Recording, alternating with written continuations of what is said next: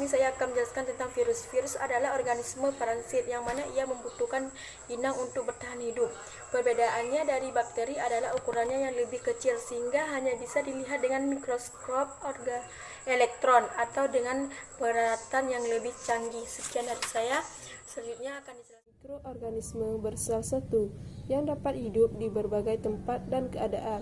Beberapa bakteri bahkan bisa bertahan hidup di cuaca yang sangat dingin atau panas ekstrim sekalipun. Tidak hanya itu, di dalam tubuh manusia juga terdapat bakteri, namun sebagian besar bakteri di sana bukan organisme perusak dan hanya segelintir kecil dapat membahayakan kesehatan atau yang dikenal dengan bakteri patogen. Beberapa jenis bakteri justru memiliki manfaat dan menunjang kesehatan. Ia dikenal dengan sebutan bakteri baik atau beneficial bacteria. Bakteri yang baik seperti Lactobacillus rhamnosus membantu meningkatkan kekebalan tubuh. Bakteri memiliki ukuran lebih besar dari virus sehingga bisa dilihat dengan menggunakan mikroskop cahaya. Sementara dari bentuk alamiahnya, bakteri memiliki dinding sel ribosom serta memiliki kemampuan untuk bereproduksi. Warahmatullahi wabarakatuh. Perkenalkan, nama saya Nurul Hafni Harahap. Nah, di sini saya akan menjelaskan mengenai apakah virus itu menguntungkan atau merugikan. Virus itu terdapat peran yang menguntungkan dan juga merugikan. Di sini saya akan menjelaskan mengenai peran virus yang merugikan. Berikut penyakit yang disebabkan oleh virus. 1.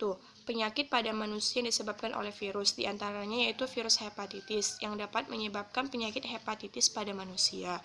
Yang kedua, penyakit pada hewan yang disebabkan oleh virus, yaitu virus rabies yang dapat menyerang selaput otak pada kera dan juga kucing.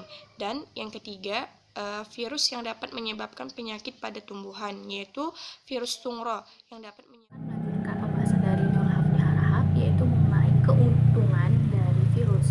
Nah, ternyata setelah dianalisis dan dilihat dari sifat serta struktur dan klasifikasi dari virus, ini memiliki manfaat untuk makhluk hidupnya. Apa saja sih manfaat virus bagi makhluk hidup? Yang pertama, di mana virus ini memiliki selubung tersusun yang tersembunyi protein, di mana protein terselubung yang terdapat di virus ini dapat dimanfaatkan untuk pembuatan vaksin protein yang berfungsi untuk meningkatkan kekebalan tubuh pada manusia sehingga kita tidak ada penyakit. Contohnya itu kan pada masa bayi kita itu diberi imunisasi, dimana itu vaksin, dimana vaksin itu adalah virus yang telah dilemahkan atau dimatikan dan dimasukkan ke dalam tubuh sehingga meningkatkan kekebalan tubuh kita agar terhindar dari penyakit. Contohnya itu penyakit cacar. Yang kedua yaitu di bidang pertanian.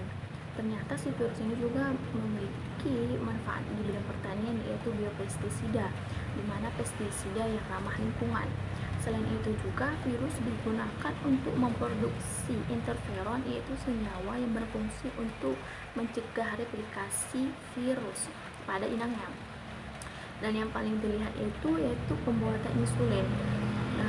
Untuk pembuatan insulin, di mana insulin ini bermanfaat untuk meningkatkan kekebalan tubuh atau imun pada manusia. Itu tergantung dari penyakitnya. Vaksin itu seperti virus hepatitis B, maka obatnya itu vaksin hepatitis B, baik itu polio, ada vaksin polio, dan masih banyak sekali lagi manfaat dari virus yang menyerang manusia. Yang pertama yaitu gondong atau parotitis. Gondong adalah penyakit kelenjar ludah atau parotis, di mana disebabkan oleh paramisovirus. Penularan penyakit gondong bisa terjadi karena kontak langsung dengan penderita melalui lidah, urin maupun muntah. Virus tersebut hanya memiliki RNA. Paramisovirus dapat tumbuh di jaringan otak, testis, glandula parati, dan kadang-kadang di hati. Yang kedua yaitu ada penyakit herpes. Herpes merupakan penyakit yang terjadi pada sel epitel.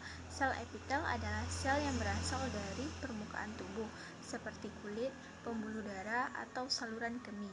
Herpes disebabkan oleh virus herpes simplex. Herpes bisa menular melalui kontak langsung dengan cairan yang berasal dari jaringan epitel yang terinfeksi. Dan yang ketiga yaitu ada influenza. Influenza disebabkan oleh orthomsovirus yang bentuknya bulat.